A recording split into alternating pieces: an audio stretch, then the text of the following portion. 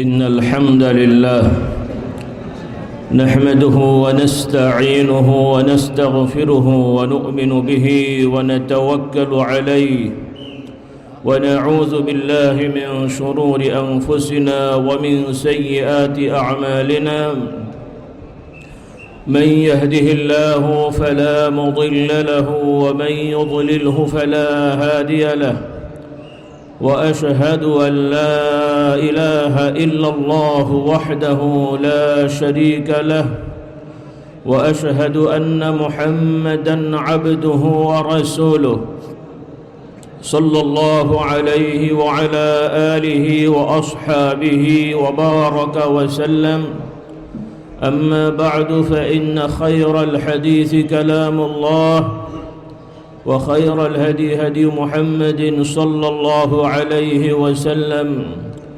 وشر الأمور محدثاتها وكل محدثة بدعة وكل بدعة ضلالة ثم أما بعد فأعوذ بالله من الشيطان الرجيم بسم الله الرحمن الرحيم وما خلقت الجن والإنس إلا ليعبدون আল্লাহ রাব্বুল আলামিনের দরবারে শানে আমরা শুকরিয়া আদায় করছি। আল্লাহ রাব্বুল আলামিন আমাদেরকে জুমার দিনে জুমার সালাত নামাজের উদ্দেশ্যে আল্লাহর ঘরে একত্রিত হওয়ার সুযোগ দিয়েছেন, সামর্থ্য দিয়েছেন, তৌফিক দিয়েছেন, বলি আলহামদুলিল্লাহ। আল্লাহ তাআলা আমাদেরকে তাঁর সর্বশ্রেষ্ঠ সর্বশেষ নবী, যার পরে আর কাউকে আল্লাহ তাআলা নবুয়ত রিসালাত নতুন করে দেবেন না, যেই নবীর মানদণ্ডে মান্যতায় একমাত্র মুক্তি এবং নাজাতের পথ হিসেবে আল্লাহ তাআলা কিয়ামত পর্যন্ত নির্ধারণ করে দিয়েছেন। আল্লাহ রাব্বুল আলামিন দয়া করে আমাদেরকে সেই নবী মুহাম্মদুর রাসূলুল্লাহ সাল্লাল্লাহু আলাইহি ওয়াসাল্লামের উম্মত দাবিদার হওয়ার তৌফিক দিয়েছেন, বলি আলহামদুলিল্লাহ। আল্লাহ তাআলার কাছে আমরা আকুতি মিনতি করছি, আল্লাহ তাআলা দয়া করে আমাদেরকে শেষ নিঃশ্বাস আল্লাহর নবীর উম্মত হিসেবে ত্যাগ করার তৌফিক দান করুন। মুহতারাম মেহমানবৃন্দ, আলহামদুলিল্লাহ আমরা আমাদের সাধ্য অনুযায়ী বা যেভাবে বুঝেছি ইসলাম পালন করছি। তবে মুমিন মুসলমানের ঈমানি দায়িত্ব হলো ইসলামকে ভালো করে শেখা, জানা। কারণ না শিখলে, না জানলে, শত ইচ্ছা থাকলেও ভালো করে কোনো কাজই করা যায় না। আমরা পৃথিবীতে বহু ধর্ম শুনতে পাই, দেখতে পাই। সব ধর্মের অনুসারীরাই পরিশ্রম করে, মেহনত করে, ইবাদত করে। কিন্তু কোরআন সুন্নাহর আলোকে আমরা দৃঢ়তার সহিত বিশ্বাস করি এবং বিশ্বাস করতে হবে, মুহাম্মদ সাল্লাল্লাহু আলাইহি ওয়াসাল্লামের তরিকা পদ্ধতি ছাড়া যত ধর্মের যত সুন্দর পদ্ধতির ইবাদত হোক, নিয়ম কানুন পালন হোক, এমনকি মুমিন মুসলমান দাবি করেও ইসলামের ভেতরে মুহাম্মদ সাল্লাল্লাহু আলাইহি ওয়াসাল্লামের শিক্ষা আদর্শের বাইরে কোনো ইবাদত বন্দিগি পালন করলে কিয়ামতের দিনে কোনোটাই আল্লাহ তাআলার কাছে গ্রহণযোগ্য হবে না, কবুল হবে না। অন্যান্য ধর্মের মানুষেরা কোনো ক্ষেত্রে ইসলামের বিধান থেকেও অনেক কঠিন এবং অস্বাভাবিক বিধান নিয়ম পালন করে তারা ইবাদত করে। তারা মনে করছে আমরা অনেক ভালো কাজ করলাম এবং আমরা স্বর্গে যাব, জান্নাতে যাব বা আখিরাত পরকালে মুক্তি পাব ইত্যাদি। কিন্তু আল্লাহ রাব্বুল আলামিন আমাদেরকে শিক্ষা দিয়েছেন, যারা আল্লাহ তাআলার নির্ধারিত বিধানের বাইরে ইবাদত বন্দিগি পালন করবে, কর্ম করবে, আমল করবে এবং আল্লাহ তাআলার শেখানো পদ্ধতি নিয়মের বাইরে ঈমান আনয়ন করবে, আখিরাতে পরকালে সেগুলো সব মরীচিকার মতন ধ্বংস হয়ে যাবে, সেগুলোর কোনো মূল্য থাকবে না। তারা মনে করবে আমরা অনেক কিছু জমা করেছি, কিন্তু আল্লাহ তাআলার কাছে এগুলোর কোনো মূল্য থাকবে না, সব বরবাদ হয়ে যাবে। সেজন্য আমাদের ভাই বোনদের প্রতি আহ্বান থাকবে, আমরা যে যে পেশাজীবী হই সবার জন্য দিন শেখা জরুরি। আমরা অনেক সময় ইসলাম শেখা, দিন শেখা বলতে গতানুগতিক মাদ্রাসায় পড়ে ডিগ্রি অর্জনকে মনে করি। মাদ্রাসার নিয়মতান্ত্রিক পড়াশোনা খুবই গুরুত্বপূর্ণ একটি বিষয় এবং ভালো কাজ এবং প্রয়োজনীয়, কিন্তু এই পদ্ধতিতে সকল মানুষ বা সকল মুসলমান পড়াশোনা করে মাদ্রাসার ডিগ্রি অর্জন করে দিন শিখবে, শিখে ফেলবে, এটা অস্বাভাবিক।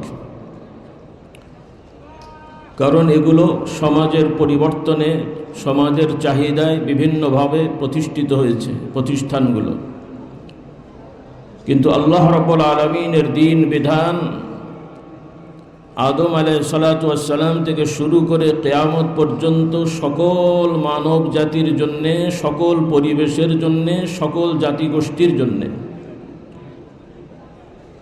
কাজেই সেখানে সামাজিক কোনো বাধ্যবাধকতা, প্রতিবন্ধকতা হতে পারে না। ইসলাম তো শুধু মুহাম্মদ সাল্লাল্লাহু আলাইহি ওয়াসাল্লামের আদর্শ নয়, আদম আলাইহিসসালাতু ওয়াসসালাম থেকে শুরু করে মুহাম্মদ সাল্লাল্লাহু আলাইহি ওয়াসাল্লাম পর্যন্ত সকল নবী রসুলের আদর্শ বিধানই হলো ইসলাম। সব নবী রসুলগণ ইসলামের ধারক বাহক এবং চূড়ান্তভাবে হযরত ইব্রাহিম আলাইহিস সালাম, যাকে আবুল আম্বিয়া বলা হয়, তিনি ঘোষণা দিয়েছেন তার অনুসারী, তার পথের পথিক যারা, তার বংশের হোক এবং বংশ ছাড়া হোক, আল্লাহ তাআলা বলছেন মিল্লাতা আবিকুম ইব্রাহিম হুয়া সাম্মাকুমুল মুসলিমিন। কারণ আরব দেশগুলোতে আমরা দেখতে পাই ইব্রাহিম আলাইহিসসালাতু ওয়াসসালামকে কেন্দ্র করে বিভিন্ন ধর্মের আবির্ভাব হয়েছে। সবাই বলে আমরা ইব্রাহিম আলাইহিস সালামের অনুসারী, তার বংশের অমুক নবীর আমরা অনুসারী, আরেকজন বলে অমুক নবীর অনুসারী। এই জন্য আরব দেশের একটা বড় ফিতনা হলো মুসলমানদের মধ্যে ঢোকানো হচ্ছে আদ-দিয়ানাতুল ইব্রাহিমিয়া, মানে তারা বলতে চাচ্ছে যে ইব্রাহিম আলাইহিস সালামের ধারায় যত ধর্ম আছে সব মিলে এক হবে। ভারতবর্ষ এক সময় একটি দাবি পেশ করা হয়েছিল কোনো এক শাসকের সময় যে দ্বীনে ইলাহি, যার যার ধর্ম তার তার, তবে সবাই মিলেমিশে সবার ধর্ম পালন করে। তো এই শয়তানি ওয়াসওয়াসা আগেও ছিল, বর্তমানেও ফ্লেভার চেঞ্জ হয়ে ভিন্ন রূপ আকার করেছে, ভিন্ন আকৃতি এসেছে। এজন্য আমাদেরকে এবং আমাদের সন্তানদের ব্যাপারে সচেতন থাকতে হবে, এই বিষয়গুলি স্পষ্ট থাকতে হবে। আল্লাহ তাআলার বিধান অনুযায়ী সমাজের যত ধর্ম জাতিগোষ্ঠী স্বাভাবিকভাবে আছে, যে যার মতাদর্শের উপরে তারা সমাজে বসবাস করবে, সেই স্বাধীনতা আল্লাহ তাআলা দিয়েছেন তার বিধানে। কিন্তু আল্লাহ তাআলা তার বিধানের অনুসারী যারা, তাদেরকে আল্লাহ তাআলা দৃঢ়তার সহিত বিশ্বাস করতে বলেছেন যে আল্লাহ তাআলার পক্ষ থেকে নির্ধারিত দিন ধর্ম একটাই, সেটা হলো ইসলাম। আর ইসলামের বাইরে যত ধর্ম বলেন, মতামত বলেন, মতাদর্শ বলেন, আইডিওলজি বলেন, দর্শন বলেন, যে যেই নামকরণ করা হোক, সবই বিভ্রান্তিকর, সবই জাহান্নামের রাস্তা, সবই জাহান্নামের রাস্তা। এটা ইয়াকিন করতে হবে দৃঢ়তার সহিত। এটা যদি আমাদের দৃঢ় না হয়, তাহলে অন্যান্য জায়গায় আমরা সমস্যায় পড়ে যাব। কিন্তু এই বিষয়টা আবার অনেকে ভুল মনে করে অথবা বোঝে না। তারা অনেক সময় অন্যান্য জাতি ধর্মের সাথে বিদ্বেষ পোষণ করে। ইসলামের শিক্ষায়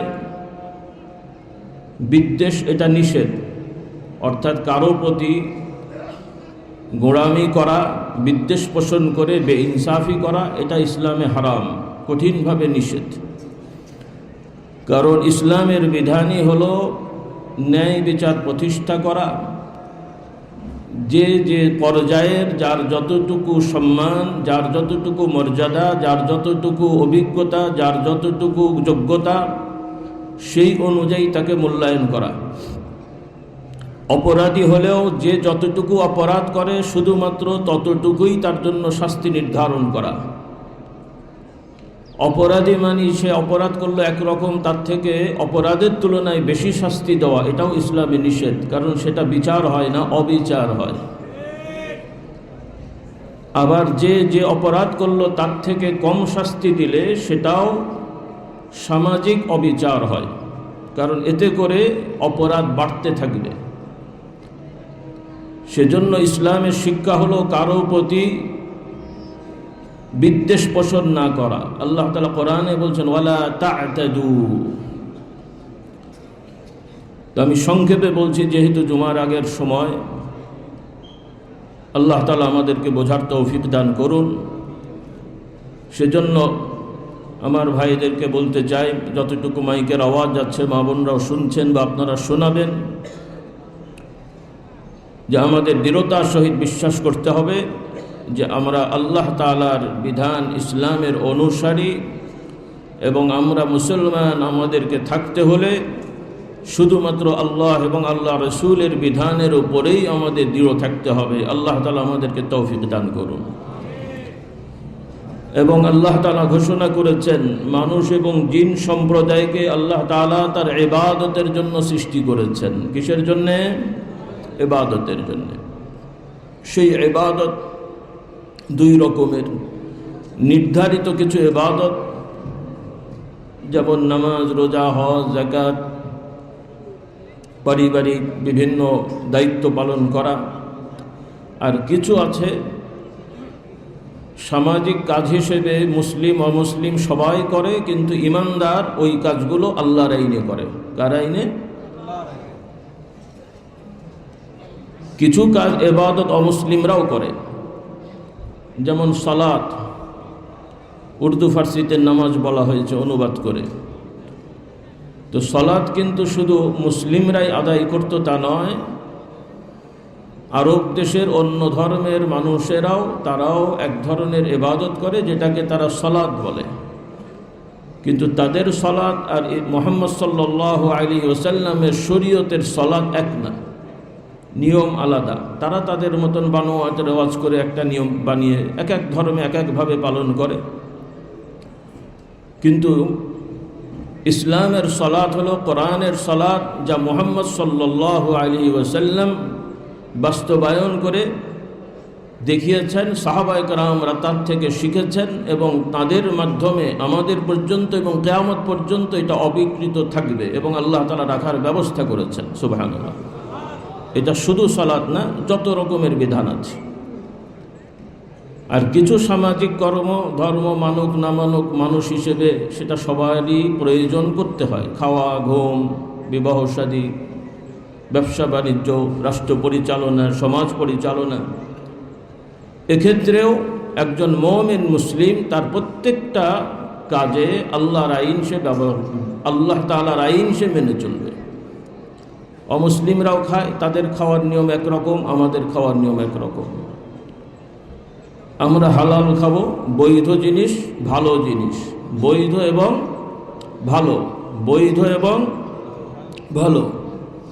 বৈধ যদি খারাপ হয় সেটাও হারাম, জিনিসটা বৈধ কিন্তু নষ্ট হয়ে গেছে ওটাও হারাম। আবার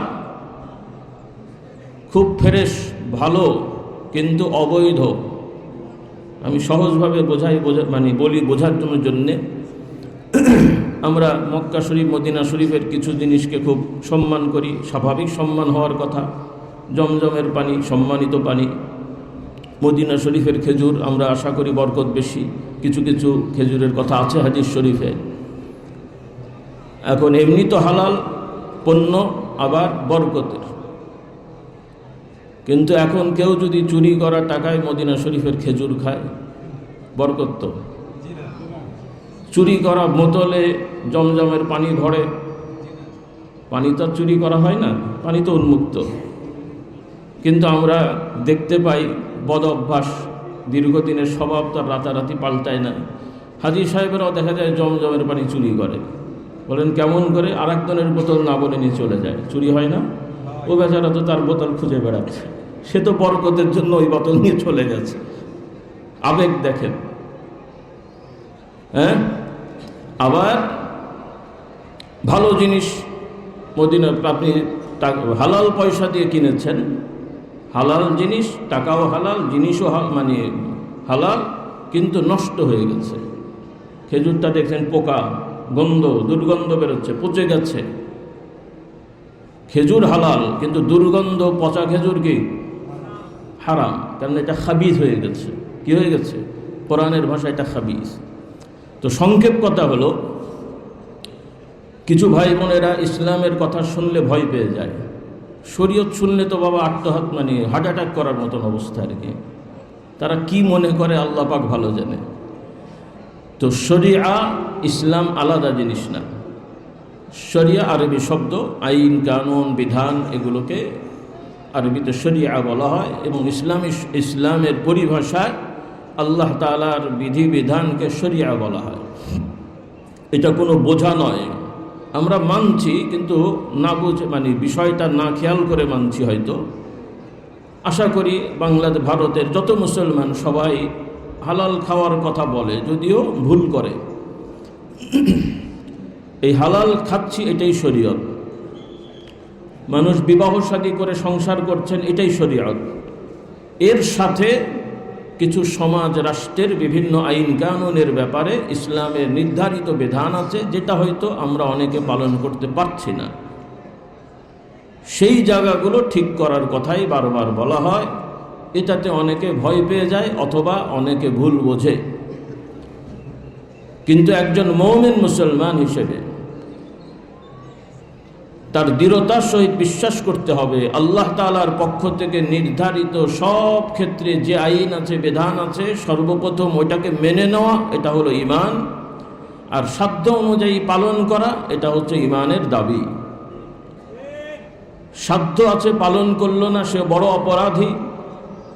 আবার ওই বিধানকে অবজ্ঞা করলো, কটাক্ষ করলো, ক্রিটিসাইজ করলো, তাহলে সে অপরাধী বলতে কাফের এবং ঈমান নষ্ট হয়ে গেছে। নাউযুবিল্লাহ। এজন্য একজন অমুসলিম, অমুমিন যেমন কলেমা পড়ে মুমিন হয়, মুসলিম হয়, ওইভাবে একজন মুসলমানের সন্তান, নামাজি, রোজাদার, হজকারী, দাড়িওয়ালা, টুপিওয়ালা, জুব্বা, তসবিওয়ালাও যদি কোরআন হাদিসের নির্ধারিত প্রমাণিত কোনো বিধানকে অবজ্ঞা করে, ইনকার করে, ওই সময় থেকে যতক্ষণ সে তওবা না করছে, সে কাফের হয়ে থাকবে। মারা গেলে কুফরি অবস্থায় মারা যাবে, এবং কিয়ামতের ময়দানে চিরস্থায়ী জাহান্নামী কাফের মুশরিকদের দলভুক্ত হতে হবে। আল্লাহ তাআলা আমাদের এই বিষয়গুলো খেয়াল করার তৌফিক দেন। ইসলাম খুব সহজ, আল্লাহর আইন সহজ, কিন্তু এই সহজ আইনকে যদি কেউ উল্টো করে, তাহলে তার জন্য কঠিন শাস্তি আছে। আল্লাহ তাআলা যেমন করুণাময়, দয়াল, আবার আল্লাহ তাআলা কিয়ামতের বিচার ফায়সালার ক্ষেত্রে অতীব কঠোর। আল্লাহ তাআলা তার গুণ যেমন বলেছেন রহমান রহিম, আবার আল্লাহ তাআলার গুণ হচ্ছে তিনি আল কাহ্হার, আল জব্বার। কাজী আল্লাহ তাআলার রহমতের বিশ্বাসও যেমন থাকতে হবে, আল্লাহ তাআলার জব্বারিয়ত, কাহারিয়তের অর্থাৎ কঠোরতার বিশ্বাসও থাকতে হবে, যে তিনি ন্যায় বিচার প্রতিষ্ঠা করার ক্ষেত্রে সেখানে খুব কঠোর অবস্থান আল্লাহ তাআলা ব্যক্ত করবেন। সেজন্য মুসলিমদের মধ্যে যুগে যুগে শয়তানের ওয়াসওয়াসায়, প্ররোচনায়, মানুষ শয়তান, জিন শয়তানের ওয়াসওয়াসায় মুসলিমদের মধ্যে বিভিন্ন ধরনের ফিরকা বা সম্প্রদায়ের আবির্ভাব ঘটে। যাদেরকে আরবিতে বিভিন্ন নাম বলা হয়, অত মনে রাখতে পারবেন না, নামগুলো বড় বিষয় না, কিন্তু ওই সমস্যাগুলো আগেও ছিল, বর্তমানেও আসছে। যেমন মুতাজিলা বলা হতো, মুরজিআ বলা হতো, খাওয়ারিজ বলা হতো আরবিতে। এগুলো ব্যাখ্যা করতে গেলে সময় লাগবে। অর্থাৎ খারেজি একটা সম্প্রদায়, নামাজ রোজা করে, কোরআন হাদিস পড়ে, কিন্তু তাদের ইমান আকিদা আল্লাহ রসুল সাল্লাল্লাহু আলাইহি সাল্লামের শেখানো আকিদা যেটা সাহাবায়ে কেরামরা শিখেছেন সেটার থেকে ব্যতিক্রম। মুরজিআ তাদেরও একরকম সমস্যা, এরপরে মুতাজিলা তাদেরও একই রকম সমস্যা। এরা সব কিন্তু দৃশ্যত বাহ্যিকভাবে ধার্মিক, দাড়িওয়ালা, টুপিওয়ালা, নামাজি, তাহাজ্জুদ গুজার, কোরআনে হাফেজ, কিন্তু বিভ্রান্ত। কারো কারো বিভ্রান্তি কুফরি পর্যায়ে চলে গেছে, কারো কারো বিভ্রান্তি কুফরি পর্যায়ে না গেলেও বড় বিভ্রান্তি। আল্লাহ তাআলা আমাদের এগুলো থেকে হেফাজত করুন।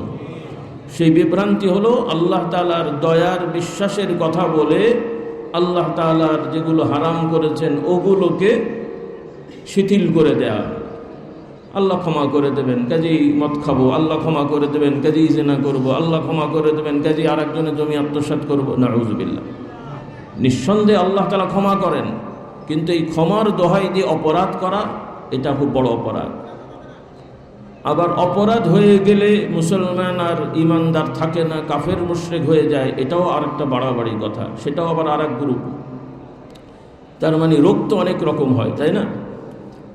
তো ওই রকম বিভিন্ন ইমান আকীদার রোগ আমাদের সমাজে আগে থেকেই চলে আসছে, এক এক সময় এক এক রূপ নেয়। যেমন শারীরিক রোগ, একই রোগ বিভিন্ন রূপ নেয় তার ভাইরাসগুলো। যেমন করোনা, কিছুদিন পরপরই ভাইরাসের চেহারা পাল্টাচ্ছিল, তাই না? তো ওই রকম ইমান আমলের যে আমাদের ভাইরাস, এগুলো বিভিন্নভাবে রূপ নেয়। এখন বর্তমানে আবার বিভিন্ন আকৃতির ইমান বিধ্বংসী, আমল বিধ্বংসী রূপ আমাদের সমাজে দেখা যাচ্ছে। বিভিন্ন কথা, ধর্ম যার যার, উৎসব সবার, মসজিদে যেও নামাজ পড়ছে, আবার সাম্প্রদায়িক সম্প্রীতি বজায়ের নামে বিভিন্ন ধর্মের ধর্মীয় উৎসবে যে কেউ গীতা পাঠ করছে, কেউ আপনার বার্থডে পালন করে, ঈসা আলাইহিস সালামের জন্মদিন পালন করে কেক খাচ্ছে, কেউ আবার লাড্ডু খাচ্ছে। তো লাড্ডু কেক খান, দোষ নাই, কিন্তু অন্য ধর্মের ধর্মীয় অনুষ্ঠানের লাড্ডু কুকুর, বিড়াল, শুয়োরের থেকেও কঠিন হারাম। কেক খান, দোষ নেই, কিন্তু ঈসা আলাইহিস সালামের জন্মদিন, আপনার নিজের জন্মদিন, এই ধরনের কেক খাওয়া একদম হারাম, কারণ এগুলো ইসলাম সম্মত না। আল্লাহ তাআলা আমাদেরকে এই বুঝগুলো দান করুন।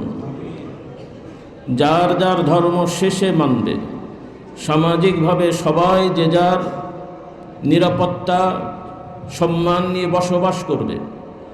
রাষ্ট্রের দায়িত্বশীলগণ যে ধর্মেরই, যে দায়িত্বেরই হন, তিনি সেটা মেনটেন করবেন। কিন্তু কোনো মুমিন মুসলিম অন্য কোনো ধর্মের প্রতি আন্তরিকভাবে দুর্বলতা প্রকাশ করা, দুর্বল হয়ে যাওয়া, অথবা সেই দুর্বলতা মুখ দিয়ে প্রকাশ করা, এগুলো কুফরি, এগুলো শিরকি। কাজেই আমাদেরকেও এই ব্যাপারে সচেতন থাকতে হবে, আমাদের সন্তানদেরকেও এ ব্যাপারে সচেতন করতে হবে। আল্লাহ তাআলা আমাদের সবাইকে তৌফিক দান করুন। ইসলামের মৌলিক ইমান আকীদার মধ্যে বড় বিষয় হলো আল্লাহ তাআলার গুণাগুণ, আল্লাহ তাআলার শক্তি, ক্ষমতা।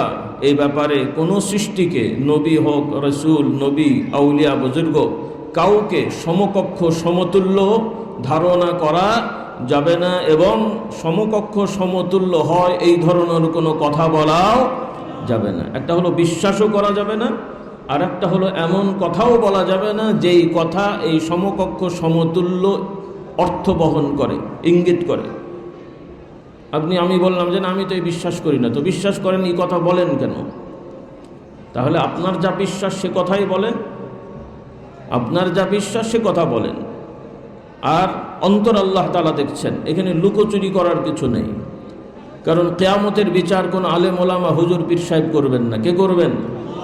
কোনো মুফতি সাহেবের ফতোয়ায় কেউ জান্নাতেও যাবে না, কোনো মুফতি সাহেবের ফতোয়ায় কেউ জাহান্নামেও যাবে না। জান্নাত জাহান্নামের ফয়সালা একমাত্র আল্লাহ তাআলার কাছে। আর নবী রসুলগণকেও আল্লাহ তাআলা সুপারিশের অনুমতি দেবেন, সেই সুপারিশ তারা করবেন ইমানদারদের জন্যে। কাদের জন্যে? কুফরি শিরকি অবস্থায় মারা গেলে তাদের জন্য নবী রসুলগণ সুপারিশ করার অনুমতি পাবেন না, তারা করবেন না। আল্লাহ তাআলা তাদের অনুমতিও দেবেন না, তারাও করবেন না। এজন্যে এই বিষয়গুলো আমাদের খুব সচেতন থাকতে হবে। এখানে বেখেয়াল হওয়া, উদাসীন হওয়া, এটা খুবই আমাদের জন্য অন্যায়। তো সংক্ষেপ কথা, অনুরোধ থাকবে আপনারা এই বিষয়ে আমাদের ইসলামী আকিদা শিক্ষা কিতাব আছে। সব কথা তো ওয়াজ মাহফিলে বলার সুযোগ হয় না, বা বলা হলেও ঠিকমতো মনে থাকবে না। সেজন্য আমরা আমাদের যে প্রতিটি দায়িত্ব, যে পরিচয়টা আপনারা আমাদেরকে দেখছেন, এগুলো আমরা ব্যক্তিগতভাবে ডিগ্রি অর্জন করিনি, ব্যক্তিগতভাবে আমরা এগুলো পাওয়ার জন্য চেষ্টাও করিনি। আল্লাহ তাআলা তকদিরে রেখেছেন, আমাদের মুরব্বীরা আমাদেরকে দায়িত্ব দিয়েছেন। আল্লাহ তাআলা আমাদেরকে সে দায়িত্ব পালন করার তৌফিক দান করুন। পীর মাশায়েখদের মৌলিক দায়িত্ব হলো যে ঈমান, আকিদা, আমল শেখানো। ঝাড়ফুঁক সেটা কাফের মুশরিকও দিতে পারে, অমুসলিমরাও ঝাড়ফুঁক করে, অমুসলিমরাও ঝাড়ফুঁক করে, পানি পড়া, সুতো দেওয়া, গলায় মাদরি দেওয়া, এগুলো অমুসলিমরাও করে। আপনারা করবেন? উপকার হলে মনে হয় যাবেন। কোনো অমুসলিম গলায় মাদলি দিল, উপকার পেয়েছেন, যাবেন? কোনো অমুসলিম পানিতে ফু দিয়েছে, যাবেন? কারণ তাদের পানি পড়া, তাদের মাদলি, তাবিজ, মানে তাবিজ তো বলে না, আরবিতে তামায়েম বলে, এরা বলে কবচ, বলে না রক্ষা কবচ, রক্ষা কবচ, নাউযুবিল্লাহ। ইসলামে কোনো রক্ষা কবচ বলে কিছু নেই, কারণ ওরা বিশ্বাস করে এটা সাথে থাকলে ওইটা রক্ষা করবে। আর কোনো জিনিস আপনাকে রক্ষা করবে আল্লাহ তাআলা বাদে, এই বিশ্বাস করা এটা শিরকি কথা। কি কথা? এই জন্য তামিমা, তামায়েম এগুলো শিরক। আর আমরা যেটা করি, করতে হয় ওজরের মাসালা, খুব খেয়াল করেন। কোরআন শরীফের আয়াত, হাদিস শরীফের দোয়া, অথবা আল্লাহ তাআলার সাহায্য চেয়ে যেগুলো আমরা মুখে পড়ব, মুখে বলবো, ওইটাই ওজরের ক্ষেত্রে যারা পড়তে পারে না, যাদের জন্য পড়ার কেউ থাকে না, তাদের জন্য কাগজে লিখে ওলামারা ইজতিহাদ করে জায়েজ বলেছেন। কিন্তু সাধারণ মূল জিনিস হলো আমল করা। আলহামদুলিল্লাহ সূরা পড়া, কাফিরুন, ফালাক, নাস, আয়াতুল কুরসি, আল্লাহর নবী শেখানো দোয়া, এগুলো ব্যক্তিগতভাবে পড়া। যে পড়তে পারবে না আরেকজন পড়ে তাকে ফু দেবে, তাকে গায়ে হাত বুলিয়ে দেবে, এগুলো হচ্ছে ইসলামের বিধান। তবে সেখানেও ঝাড়ফুঁক দিতে গেলেও পর্দা পশিদা ফরজ। কি ফরজ? জোরে বলেন, কি ফরজ? কারণ আমাদের সমাজে ঝাড়ফুঁক দিতে যে কিছু লোকেরা আছে, তারা নারী পুরুষ অবাধে ঝাড়ফুঁক দেয়, মাথায় হাত বুলিয়ে দেয় এবং বেপর্দা হয়ে তাদের সামনে আসে, তারা ফু দেয়। এগুলো কঠিন হারাম। ঝাড়ফুঁকের নামে বেগানা নারী, পর্দাবিহীন নারীর সামনে আসলে এটাও হারাম, কারণ এটা আসার কোনো জরুরি নেই ঝাড়ফুঁকের জন্যে। আপনি পানি পড়ে দেবেন, দূর থেকে ফু দিয়ে দেবেন, অথবা একান্ত প্রয়োজন হলে যেটা বললাম তাবিজ, মাদলি, এটা মন্দের ভালো জায়েজ বলা হয়েছে। এটাও স্বাভাবিক না, কারণ অনেকে এটাকেও শিরক মনে করেন। তবে ওজরের কিছু ব্যাপার আছে, বিবেচনা করতে হয়, সেটাও সাহাবাদের থেকে, তাবিঈনদের থেকে প্রমাণিত।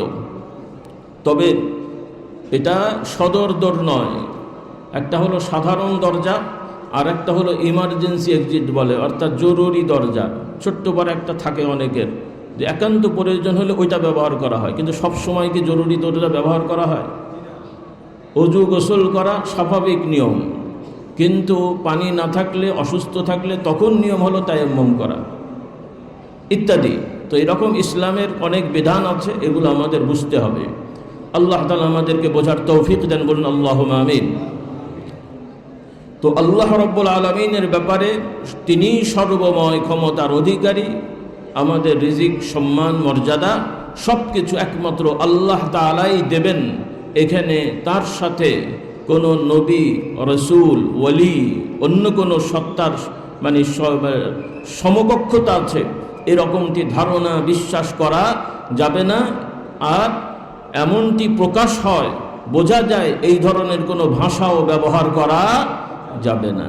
এই জিনিসগুলো আমাদের খেয়াল করতে হবে। অনেকের হয়তো ইমান ঠিক আছে, কিন্তু বেফাস কথা বলে, অমুকই আমাকে বাঁচালো, ভাগ্যিস ডাক্তার ছিল, এগুলো বলবো না। আমরা বলবো আল্লাহর দয়া, আল্লাহ তাআলা একজন ডাক্তারের ব্যবস্থা করে দিয়েছেন, আল্লাহর রহমত, হুজুর আমার জন্য দোয়া করেছেন, হুজুর আমাকে বাঁচিয়েছেন, দয়াল বাবার আশীর্বাদে আমি বেঁচে গেলাম। এগুলো মুসলমানি কথাবার্তা না। আল্লাহ আমাদেরকে হেদায়েত দান করুন। এরপরে আমাদের দৃঢ়তার সহিত বিশ্বাস করতে হবে আল্লাহ তাআলার সব নবী রাসূলগণ আদম সন্তান এবং তারা মানুষ, তবে তারা সবাই জন্ম থেকে মৃত্যু পর্যন্ত সকল ধরনের অন্যায় অপরাধ থেকে পবিত্র, নিষ্পাপ। বলুন সুবহানাল্লাহ। এবং সব নবী রাসূলগণ তাদের প্রতি অর্পিত নবুয়তি দায়িত্ব পালনে কোনো ধরনের অবহেলা, অবজ্ঞা, ভুল ত্রুটি কোনো সিদ্ধান্ত রেখে যান নাই। কথাগুলো মনে থাকবে, কারণ এগুলো খুব মৌলিক বিষয়। বর্তমানে এগুলো অনেকে গুলিয়ে ফেলছেন, কারণ পৃথিবীতে অনেক ধর্মের নামে তারা নবীদেরকে সম্মান করতে যে একদিকে বলছে নবীরা আল্লাহর বংশধর, আবার আর একদিকে তাদের বই পুস্তকে নবীদের ঘটনা উল্লেখ করতে যে এমন এমন সব কথা লিখছে যেখানে একজন নবী সাধারণ মানুষের মতন লোভী অথবা নারী লোভী অথবা অর্থ লোভী, নাউজুবিল্লাহ পড়ে, অথবা মানে শক্তি প্রয়োগ করে অস্বাভাবিক কিছু করেছেন, এই ধরনের তাদের বক্তব্যে উঠে আসে। একদিকে বলছে আল্লাহর সন্তান, আবার এইদিকে বলছে এই কথা। এগুলো সব বিভ্রান্তি। আমরা বিশ্বাস করব নবী রাসূলগণ সহ কেউই আল্লাহ তাআলার বংশধর না, নাউজুবিল্লাহ। আল্লাহ তাআলার কোনো বংশধর হতে পারে না। তবে নবী রাসূলগণ আল্লাহ তাআলা তাদেরকে সৃষ্টিগতভাবেই এই মহাজগৎ সৃষ্টির পরিকল্পনাতেই, আদম আলাইহিস সালামের সৃষ্টির পরিকল্পনাতেই আল্লাহ তাআলা তাঁর বংশে কাকে কাকে নবী করবেন সেগুলো তিনি নির্ধারণ করে রেখেছেন। তারা শুধু জন্মগ্রহণ করেছেন দুনিয়ায়, জন্মগতভাবে আল্লাহ তাআলা তাদেরকে নবুয়ত দেবেন হিসেবে জন্ম থেকে মৃত্যু পর্যন্ত সব ধরনের অন্যায় অপরাধ থেকে তাদেরকে পুত পবিত্র আল্লাহ তাআলা রেখেছেন। বলুন সুবহানাল্লাহ। কথাগুলো খেয়াল করেন। এখন কোরআনের কিছু আয়াত নিয়ে অনেকে ভুল বোঝে। আদম আলাইহিস সালাতু ওয়াস সালাম আল্লাহ তাআলার হুকুম নিষিদ্ধ, যা নিষেধ করেছিলেন সেই ফল খাওয়া, অন্যান্য নবীরা রাগ করে এক এলাকা ত্যাগ করা, রাসূলুল্লাহ সাল্লাল্লাহু আলাইহি ওয়াসাল্লামের কিছু সিদ্ধান্ত পরিবর্তন হলো, সেগুলোকে নিয়ে তারা মনে করছেন যে এই নবীরা ভুল সিদ্ধান্ত নিয়েছেন। নাউজুবিল্লাহ। নবী রাসূলগণ নবুয়তি দায়িত্বে কোনো অবহেলা করেননি, ভুল সিদ্ধান্ত নেননি। এগুলো তারা মানবিক বিবেচনায় তারা কাজগুলো করেছেন। নবীদের অন্যায় অপরাধ হয় না, তবে মানুষ হিসেবে মানবিক ভুল। আদম আলাইহিস সালাম ফল খেয়ে ফেলেছেন মানে অপরাধ করেননি।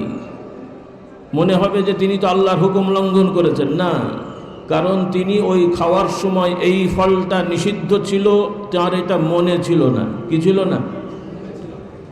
মনে না থাকলে, ভুলে গেলে এটা অপরাধ হয় না ইসলামের আইনে। ইসলামের আইনে এটা অপরাধ না। যেমন রমজান মাসে রোজা রেখে ভুলে খেয়ে ফেললে কটা রোজা রাখতে হয়? মানে একদিনে সাধারণত নতুন রোজাদার যারা, অথবা রমজানের প্রথম দিকে হঠাৎ করে অনেকে বেখিয়াল হয়ে যায়, বিশেষ করে আমাদের যাদের নফল রোজা রাখার অভ্যাস কম, কারণ বছরে শুধু রমজানটা রাখা হয়, তার আগে তো আর প্র্যাকটিস থাকে না। এই জন্য প্রথম দিকে দেখা যায় বেখিয়ালে হয়তো পানি আছে খেয়ে ফেলেন বা খাবার আছে নাস্তা করে ফেলেন, এটা হয়ে যায় অনেক সময়, বিশেষ করে নতুন রোজাদারদেরও হয়। তো মসলা হলো যে একজন এই অবস্থায় যদি সকালে বা যে কোনো সময় রোজা অবস্থায় কিছু খেয়ে ফেললো, খাওয়ার সময় মনে পড়লো যে আমি রোজা, তখন কি করবে ভাই? ওই খাওয়াটা বাদ দিয়ে দেবে। যেটা খেয়ে ফেলেছে ওটা তো চলে গেছে, খাওয়া বাদ দেবে।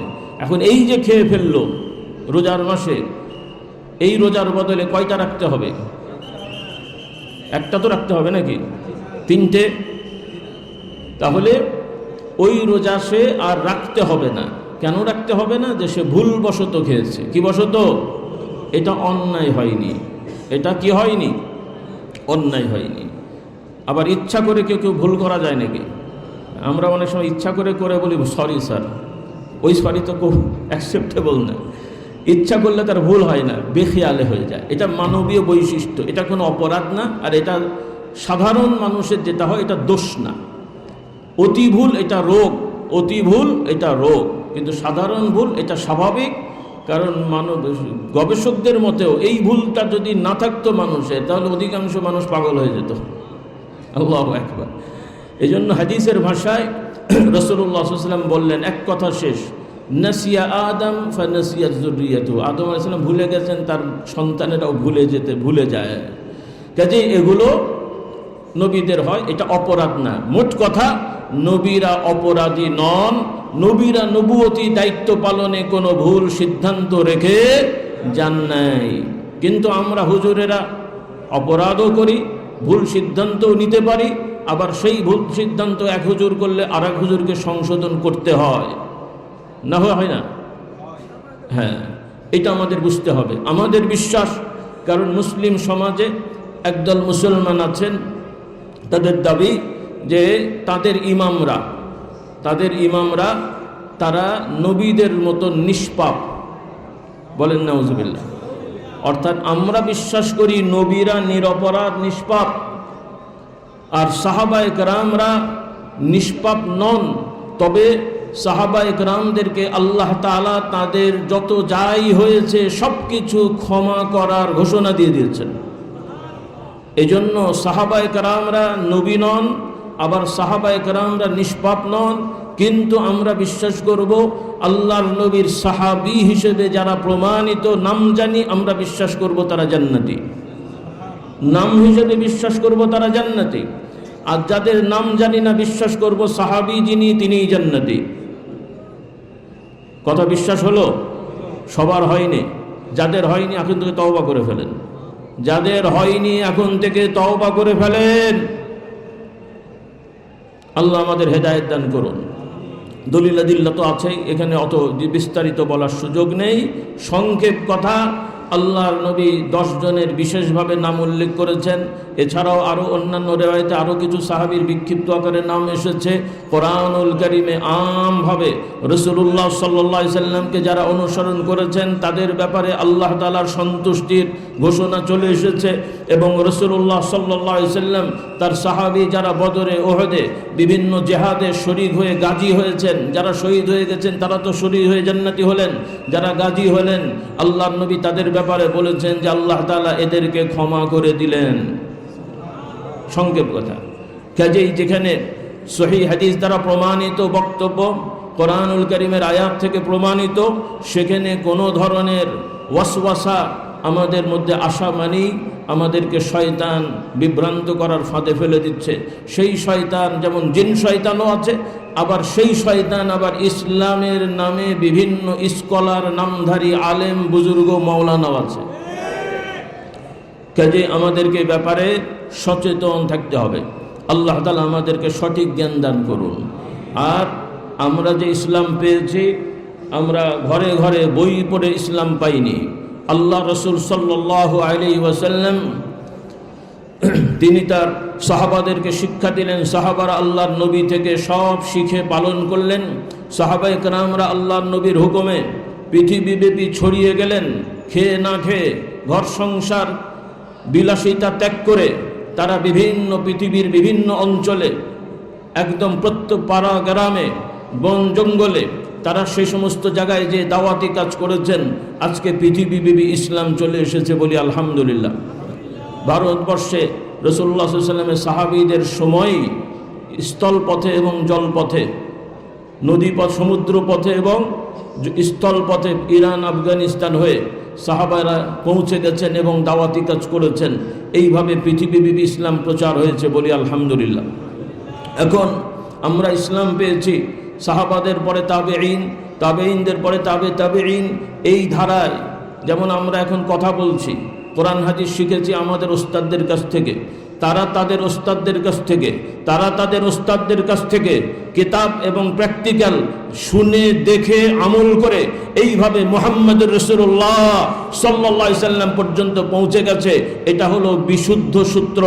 এর বাইরে আগে বিভিন্ন পেশাজীবী, হঠাৎ করে এখন ইসলামের কথা ভালো লেগেছে, ভালো কথা, নিজে নিজে অনুবাদ পড়ে এখন নতুন নতুন থিওরি আবিষ্কার করলেন। এই ধরনের নতুনত্ব থিওরি আমরা কখনো বিশ্বাস করতে পারি না। আমরা নতুন ইসলামে বিশ্বাস করি না, আমরা মুহাম্মদুর রাসূলুল্লাহ সাল্লাল্লাহু আলাইহি ওয়াসাল্লাম সহ আদম আলাইহিস সালামের পুরাতন ইসলামে বিশ্বাস করি। মনে থাকবে ইনশাআল্লাহ। কথাগুলো খেয়াল করতে হবে। ইসলামে নতুনত্বের কোনো অবকাশ নেই। সামাজিক বিধান নতুন হতে পারে, ইসলাম নতুন হবে না। সামাজিক বিধান নতুন হতে পারে, ইসলাম নতুন হবে না। নাকি এখন আর পাথরের কাবা শরীফ পছন্দ হচ্ছে না, এখন ডায়মন্ডের ইউরোপ আমেরিকার কাবা শরীফ পছন্দ হচ্ছে মনে হয়। হ্যাঁ, মক্কার পাথর, সাধারণ পাথর, এই পাথরের ঘরে কি হবে? আপনাদের এখন রাশিয়া, ইউরোপ আমেরিকার মরমর পাথরের ঘর কাবা হয়ে গেছে। হ্যাঁ, মক্কা শরীফের জমজমার এখন ভালো লাগছে না, এখন ইউরোপ আমেরিকার বোতলজাত জিনিস ভালো লাগছে।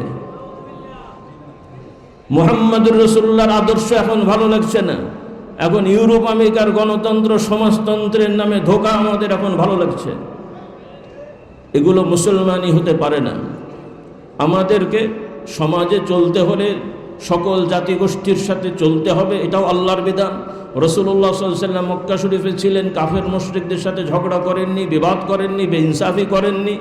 মক্কা শরীফে ছিলেন, মদিনা শরীফে ছিলেন, কাফের মুশরিক বিভিন্ন ধর্মের লোকদের সাথে তিনি লেনদেন করেছেন, ব্যবসা করেছেন, চুক্তি করেছেন, কিন্তু নিজেদের ঈমান, আকীদা, ঐতিহ্য কখনোই বিসর্জন দেয়া যাবে না। এই মূল নীতিগুলো আমাদের খেয়াল রাখতে হবে। আবার কেউ সুফিগিরি দেখে জঙ্গলে চলে যাবেন, একঘরে হয়ে থাকবেন, এটাও ইসলাম বলে না। কারণ আল্লাহ তাআলা আমাদেরকে সৃষ্টি করেছেন সামাজিকভাবে। সামাজিকভাবে আমাদের থাকতে হবে, ব্যবসা করতে হবে, কর্ম করতে হবে, সমাজের বিভিন্ন জায়গায় আমাদেরকে অংশগ্রহণ করতে হবে, কিন্তু নিজের নীতি ঠিক রেখে। কি ঠিক রেখে? কি ঠিক রেখে? নীতি ঠিক রেখে। আল্লাহ তাআলা আমাদেরকে এই নীতি নৈতিকতার উপরে কায়েম থাকা তৌফিক দেন। আর আমাদের সন্তানদেরকে আমরা কোরআন শেখাবো, ইসলাম শেখাবো, দিন শেখাবো। আমাদের সন্তানদের প্রতি আমাদের দায়িত্ব হবে, আমরা এমনভাবে গড়ব যে আমাদের মূলনীতি হবে আমাদের সকলের সন্তানদের প্রথম পড়াই হবে কোরআন পড়া। এবং আমাদের সকল সন্তানদের যতদিন তারা ছাত্রছাত্রী থাকবে ততদিন তাদের প্রতি দিক নির্দেশনা থাকবে। তারা সকালবেলা, দিনের বেলা বা তাদের পড়াশোনার প্রথম শুরুটাই হবে কোরআন দিয়ে ইনশাআল্লাহ। এরপরে যারা আলহামদুলিল্লাহ আমরা কর্মে চলে গেছি, আমরাও তেলাওয়াতের পাশাপাশি নিয়মিত অল্প হলেও কোরআনের তাফসীর, ঈমান আমল, কোরআনের তাফসীর আমরা পড়ব ইনশাআল্লাহ। রাসূলুল্লাহ সাল্লাল্লাহু আলাইহি ওয়াসাল্লামের হাদিস আমরা চর্চা করব, রাসূলুল্লাহ সাল্লাল্লাহু আলাইহি ওয়াসাল্লামের জীবনী আমরা চর্চা করব, রাসূলুল্লাহ সাল্লাল্লাহু আলাইহি ওয়াসাল্লামের সুন্নাহ আমরা চর্চা করব। ঈমান আকীদার জন্য মাসলা মাসাইল আমরা অল্প হলেও চর্চা করব, ব্যক্তিগতভাবে পড়ব। এছাড়াও মসজিদ কেন্দ্রিক, খানকা কেন্দ্রিক বিভিন্ন স্থানে জিকিরের মজলিস করে, কোরআনের মজলিস করে আমরা একজন কোরআন পড়ব, 5 জন শুনবো, মাসলা পড়ব, 10 জন শুনবো, এভাবে আমরা কোরআন চর্চা করব। রাজি আছি ইনশাআল্লাহ। সর্বোপরি ফরজ ইবাদতের পাশাপাশি নফল সুন্নত নফল মুস্তাহাব আমলগুলো আমরা করব। আল্লাহ তাআলা আমাদেরকে তৌফিক দান করুন। আলহামদুলিল্লাহ, মুমিন মুসলমান হিসেবে কোরআন সুন্নাহ আমাদের সর্বক্ষেত্রে দিক নির্দেশনা দেয়। এখানে আমরা এটার উপরেই চলি। সেজন্য সমাজে অনেক নিয়ম চালু আছে, চলে আসছে, দীর্ঘদিন চলছে। রাতারাতি তার সব জিনিস পরিবর্তন হয় না। দাওয়াতি কাজে রাসূলুল্লাহ সাল্লাল্লাহু আলাইহি ওয়াসাল্লাম মক্কা শরীফে হিজরতে পর্যন্ত দাওয়াত দিয়েছেন, নামাজ পড়েছেন, এমনকি মদিনা শরীফে যেয়েও দীর্ঘ সময় নামাজ পড়েছেন। তখনও কাবা শরীফের মধ্যে মূর্তি ছিল, সরানোর সুযোগ হয়নি। কিন্তু আল্লাহ তাআলা যখন সুযোগ করে দিয়েছেন তখন আল্লাহ তাআলার কুদরতে এগুলো সরানোর ব্যবস্থা হয়েছে, বলি আলহামদুলিল্লাহ। কিন্তু মূর্তি পূজার প্রতি কোনো ধরনের নমনীয়তা রাসূলুল্লাহ সাল্লাল্লাহু আলাইহি ওয়াসাল্লাম সহ সাহাবায়ে কেরামরা দেখাননি। এজন্য আমাদের নীতি হলো আমরা রাসূলুল্লাহ সাল্লাল্লাহু আলাইহি ওয়াসাল্লামের আদর্শ মোতাবেক সমাজের আমরা সকল খারাপ বিষয়গুলো পরিবর্তনের চেষ্টা করব। যতদিন হচ্ছে না আমরা ধৈর্য ধারণ করব, কিন্তু কোনো অপরাধের প্রতি আমরা নমনীয় হব না। আল্লাহ আমাদেরকে হেফাজত করুন। সেজন্য ইসলামের রাষ্ট্র ব্যবস্থা স্বাধীন একটি রাষ্ট্র ব্যবস্থা, আমরা সেটাকে শিখব, সেটাকে বুঝব, সেটা অনুযায়ী চলার চেষ্টা করব।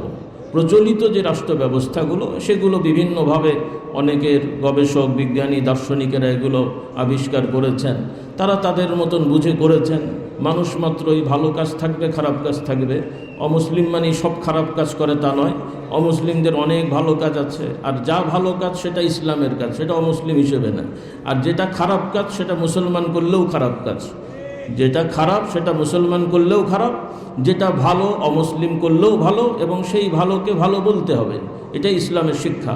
তবে আখেরাত পরকালের বিচারে আল্লাহ তাআলার মানদণ্ড হলো তাওহীদ এবং সুন্নাহ। তাওহীদের আমল থাকলে সেটার জন্য তার আমলগুলো গ্রহণযোগ্য হবে এবং জান্নাতি হবে। শিরক থাকলে অন্য সব আমল বরবাদ হয়ে যায়। এটা হলো কিয়ামতের মানদণ্ড। আল্লাহ তাআলা আমাদেরকে বুঝদান করুন। তো যাই হোক, আপনারা এসেছেন কষ্ট করে, একটু কষ্ট হয়ে যাচ্ছে, আর একটু আগেই শেষ করার আমরা ইচ্ছা থাকলেও বড় মাহফিল তো একটু সময় দিতে হয়। তো আসুন আমরা দোয়ায় শরীক হব। আপনারা আলহামদুলিল্লাহ এই 2 দিন ব্যাপী অনেক অনুদান দিয়েছেন। আর একটি বিষয় আপনাদের জানিয়ে রাখছি, আলহামদুলিল্লাহ আপনারা গতবার শুনেছেন আমাদের এই দারুস শরীয়ত মসজিদ কমপ্লেক্সের পশ্চিমে কিছু পিলার আমাদের ওঠানো হয়ে গেছে। মোটামুটি 5 তলা করা যাবে। এটা 100 ফিট বাই 105 ফিট, বা 100 বাই 105, মানে 100 কিছু বেশি আর কি বর্গ ফিট। তাতে করে 10,000 না, 10,000 বর্গ ফিট একটা বড় বিল্ডিং। 5 তলার ফাউন্ডেশন আমরা দিচ্ছি, কিছু হয়েছে, বাকি আছে। এটা হলো বহুমুখী বিল্ডিং। নাম দেওয়া হয়েছে দারুস সাদিকিন। দারুস সাদিকিন মানে হলো সত্যবাদীদের ভবন, সত্যবাদী নিবাস। বলি আলহামদুলিল্লাহ। নামটা কি খারাপ হলো? কারণ আমরা চাই যে আমরা সত্যবাদী হব, এই বিল্ডিংয়ে যারা থাকবে তারা যেন সত্যবাদী হয়। বলুন আল্লাহুম্মা আমিন।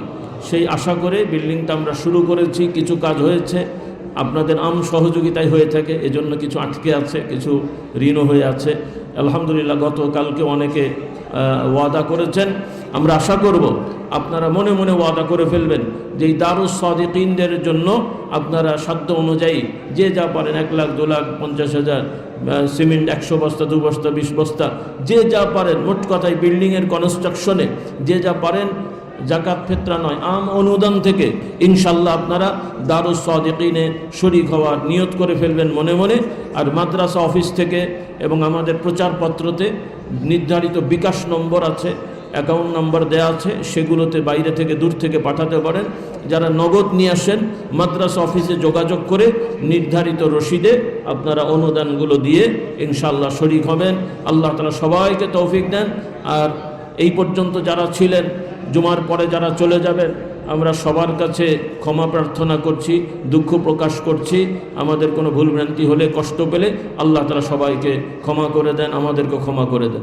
আমরা সকলে তাওবা ইস্তিগফার পড়ি। আমার সাথে পড়ুন, আল্লাহুম্মা আনতা রাব্বি লা ইলাহা ইল্লা আনতা খালাকতানি ওয়া আনা আবদুকা ওয়া আনা আলা আহদিকা ওয়া ওয়া'দিকা মাস্তাতা'তু আউযু বিকা من شر ما صنعت أبوء لك بنعمتك علي وأبوء بذنبي فاغفر لي فإنه لا يغفر الذنوب إلا أنت। أي الله تعالى আমি সকল গুনাহ হতে, শিরকি বেদাতি, জানা অজানা, ছোট বড়, ইচ্ছাকৃত অনিচ্ছাকৃত সকল গুনাহ হতে তওবা করছি, তওবা করছি, তওবা করছি। যারা বায়াত মুরিদ হতে আগ্রহী মনে মনে নিয়ত করে ফেলেন, বায়াত হলেন, মুরিদ হলেন, কিতাব নিয়ে আমল করবেন। আমাদের মুবাল্লিগিন, মুআল্লিমিন ভাইদের সাথে যোগাযোগ করে সবক নিয়ে নিয়মিত ওজিফা আমল করবেন। আল্লাহ তাআলা সকলকে তৌফিক দান করুন। আল্লাহুম্মা আমিন, আল্লাহুম্মা আমিন, আল্লাহুম্মা আমিন। আল্লাহুম্মা আনতাল্লাহু লা ইলাহা ইল্লা আনতা أنت الله لا إله إلا أنت الغني ونحن الفقراء إليك. اللهم إنا نسألك بأنك أنت الرحمن الرحيم الودود الستار العزيز الكريم الحكيم العدل الصمد. اللهم إنا نسألك بأنك أنت الجبار القهار المنتقم إنك على كل شيء قدير. আই রব্বুল আলামিন, আপনার গুণময় নামের ওসিলা দিয়ে বলছি আল্লাহ, কলেমা শরীফের ওসিলা দিয়ে বলছি আল্লাহ, আপনার নবী মুহাম্মদ রাসূলুল্লাহ সাল্লাল্লাহু আলাইহি ওয়াসাল্লামের প্রতি ভক্তি, ভালোবাসা, তার মহব্বতের ওসিলায় বলছি আল্লাহ, আমাদের সকলের গুনাহ খাতাগুলোকে মাফ করে দেন। আল্লাহ আমাদের বাবার দিক, মায়ের দিক, শ্বশুর শাশুড়ি, আত্মীয় স্বজন, ঊর্ধ্বতন পূর্বপুরুষ যারা কবরবাসী হয়ে গেছেন তাদের সকলের কবরে আযাবকে মাফ করে দেন। আল্লাহ আমরা যতটুকু নেক আমল করতে পেরেছি, বাৎসরিক ওয়াজ মাহফিল, ইসালে সওয়াব, ফুরফুরা দরবারের কায়েম মোকাম দরবার, পাকশি দারুস শরীয়ত, আল্লাহ এই মাহফিল, ওয়াজ মাহফিল, ইসালে সওয়াবের ইন্তজাম আয়োজনে যত নেক আমল হয়েছে, যত যেভাবে সহযোগিতা করেছেন তাদের এই নেক আমলের ওসিলায় যত সওয়াব দয়া করে আপনি আমাদের জন্য বরাদ্দ করেছেন, দয়া করে আল্লাহ আমাদের সকলের পূর্বপুরুষ ইমানদারদের আরওয়াহ আমালে সব পৌঁছে দেন। আমাদের শায়েখ মাশায়েখ, ওস্তাদ, পীর ও মুর্শিদ, বুজুর্গগণ, ফুরফুরার জমিনে যারা কবরস্থ আছেন, মুজাফাতে ফুরফুরা সহ আল্লাহ যে যেখানে কবরস্থ আছেন ইমানদার নরনারী, বাবা আদম আলাইহিস সালাম থেকে শুরু করে এবার পর্যন্ত তাদের সকলের আমলে সব পৌঁছে দেন। খাস করে আল্লাহ আমার আব্বাজান হুজুর ঢাকাতে কবরস্থ আছেন, আল্লাহ আমার দাদাজান হুজুরগণ, চাচাজান হুজুরগণ ভারতে আছেন, তাদের সকলের আমলকে কবুল করে নেন, তাদের কবরসমূহ নূরে মুনাওয়ার করে দেন। খাস করে আল্লাহ বর্তমানেও আমাদের বেশ কয়েকজন মুরব্বী অসুস্থ আছেন, আল্লাহ আমার সেজ চাচাজান হুজুর অসুস্থ, ছোট চাচাজান হুজুর অসুস্থ, আমাদের পরিবারের আমাদের এক বোন তিনি অসুস্থ, এভাবে অনেকেই বিভিন্ন রকমের ছোট এবং বড় অসুস্থতা রয়েছে, সবাইকে সুস্থতা দান করেন আল্লাহ। খাস করে অনেক ভাই বোনেরা দোয়া চেয়েছেন, আশা আকাঙ্ক্ষা নিয়ে এসেছেন, অনেকের সন্তানের দিনে নেক সন্তানের ব্যবস্থা করে দেন, অনেকের ছেলে আছে মেয়ে আকাঙ্ক্ষা, মেয়ে আছে ছেলে আকাঙ্ক্ষা, আল্লাহ তাদের কাঙ্ক্ষিত সন্তানের ব্যবস্থা করে দেন। আল্লাহ যাদের বিবাহ শাদী দেরি হচ্ছে নেক পাত্র পাত্রীর ব্যবস্থা করে দেন, পারিবারিক সামাজিক সকল অশান্তিগুলো দূর করে দেন, পেরেশানিগুলো আসান করে দেন। মিথ্যা মামলা মোকদ্দমায় যারা জড়িয়ে পড়েছেন তাদেরকে রেহাইয়ের ব্যবস্থা করে দেন, যারা মিথ্যা মামলা মোকদ্দমা দিয়ে অন্যকে হয়রানি করছে তাদেরকে হেদায়েত দান করেন, তাদেরকে তওবা করে এই সিদ্ধান্ততে ফেরত আসার তৌফিক দান করেন। আল্লাহ খাস করে পারিবারিক সামাজিক সকল জুলুম অবিচার থেকে আমাদের হেফাজত করেন। আল্লাহ সমাজে যত রকমের সমস্যা আছে সমাধান করে দেন। আল্লাহ খাস করে পৃথিবীব্যাপী বিভিন্ন জায়গায় জুলুম অবিচার চলছে, আল্লাহ দয়া করে আল্লাহ বর্তমান জমানায়ও যারা ফেরাউন মার্কা, নমরুদ মার্কা আচরণ করছে, যেভাবে আপনি ফেরাউন নমরুদকে শায়েস্তা করেছেন, ধ্বংস করেছেন, এবং যুগে যুগে আল্লাহ তাদের মতন জালিমদের ধ্বংস শায়েস্তা করেছেন, বর্তমান জমানায় পৃথিবীর যে যেখানে এই ফেরাউন মার্কা আচরণ করছে তাদেরকেও আল্লাহ দ্রুত ধ্বংসের ব্যবস্থা করে দেন। সকল মজলুমদের প্রতি গায়েবী সাহায্যের ব্যবস্থা করে দেন। আল্লাহ ফিলিস্তিনকে হেফাজত করেন, যেভাবে মক্কা মদিনা শরীফ আমরা যে থাকি বাইতুল মুকাদ্দাসে যাওয়ার তৌফিক দান করেন। বিশেষ করে যে দেশে বর্তমান আমরা বসবাস করছি বাংলাদেশের প্রতি রহম করম নাজিল করেন, এদেশের সকল সমস্যা আপনি খাসভাবে সমাধানের ব্যবস্থা করে দেন, এদেশের সকল মানুষদের প্রতি রহমত নাজিল করেন। আল্লাহ খাস করে ধর্ম বর্ণ নির্বিশেষে, জাতিগোষ্ঠী নির্বিশেষে সকল মানুষ যাতে সুখে শান্তিতে নিরাপত্তা সম্মানে থাকতে পারে সেই পরিবেশ বজায়ের ব্যবস্থা করে দেন। আল্লাহ বর্তমানেও যারা রাষ্ট্রীয় দায়িত্ব পালনে রয়েছেন বিভিন্ন বিভাগের সেক্টরে সকলকে ন্যায় নীতি ইনসাফের সহিত সততার সহিত দায়িত্ব পালন করার তৌফিক দান করেন। আল্লাহ যারা সততা নিষ্ঠা নীতির সহিত দায়িত্ব পালন করছেন তাদেরকে দুনিয়া আখিরাতের কল্যাণ সম্মান বহুগুণ বাড়িয়ে দেন। যারা ভুল ভ্রান্তিতে আছেন তাদেরকে হেদায়েত দান করেন। আল্লাহ যাদের জন্য হেদায়েত মুকদ্দার নাই তাদেরকে সকল জায়গা থেকে বিতাড়িত করার ব্যবস্থা করে দেন। আল্লাহ খাস করে ভবিষ্যতে ওই দেশের পরিচালনার জন্যে সৎযোগ্য ভালো নীতিবান আদর্শবান যারা আল্লাহ আপনাকে ভয় করে, আখিরাতকে ভয় করে, আল্লাহ আপনার বান্দাদের প্রতি দয়া করবে, আপনি জানেন এই ধরনের ভালো মানুষদের দ্বারা দেশের দায়িত্ব পালনের ব্যবস্থা করে দেন। সকল ধরনের অসৎ অযোগ্য দুষ্টদের থেকে আল্লাহ আমাদের হেফাজত করেন। আল্লাহ আমার যুব সমাজকে হেফাজত করেন, নারী সমাজকে হেফাজত করেন, ছাত্র সমাজকে হেফাজত করেন।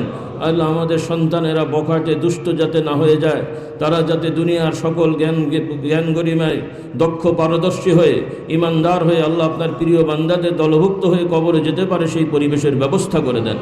সর্বোপরি আল্লাহ সকল পেশাজীবী হালাল পেশায় যারা রয়েছেন তাদের সকলের হালাল পেশায় বরকত নসিব করেন, তাদের আল্লাহ হালাল রোজগারে বরকত নসিব করেন। যারা বেকার আছে আল্লাহ তাদের কর্মসংস্থানের ব্যবস্থা করে দেন, যারা ভুল পেশায় আছে তাদেরকে ভালো পেশায় আল্লাহ পরিবর্তনের ব্যবস্থা করে দেন।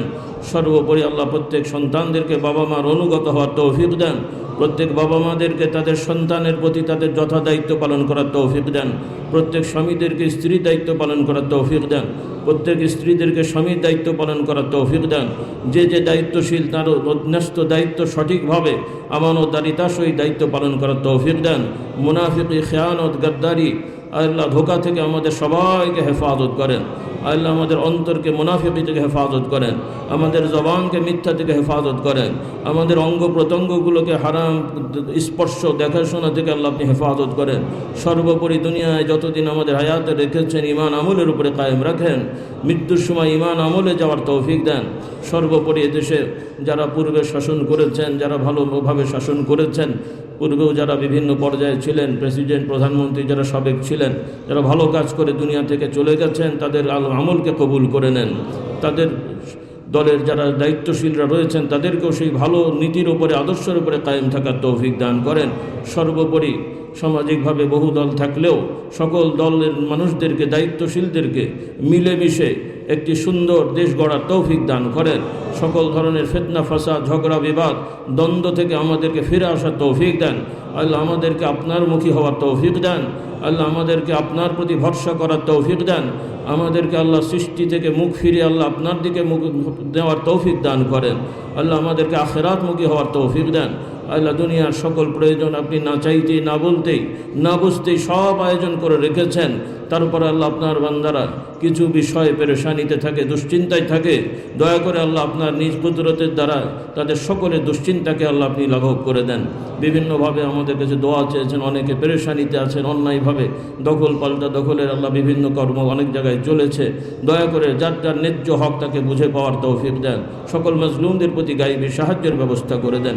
আল্লাহুম্মা সাল্লি আলা মুহাম্মাদিন আবদিকা ওয়া রাসূলিকা وصل على المؤمنين والمؤمنات والمسلمين والمسلمات الأحياء منهم والأموات إنك سميع قريب مجيب الدعوات سبحانك اللهم وبحمدك أشهد أن لا إله إلا أنت أستغفرك وأتوب إليك سبحان ربك رب العزة عما يصفون وسلام على المرسلين والحمد لله رب العالمين.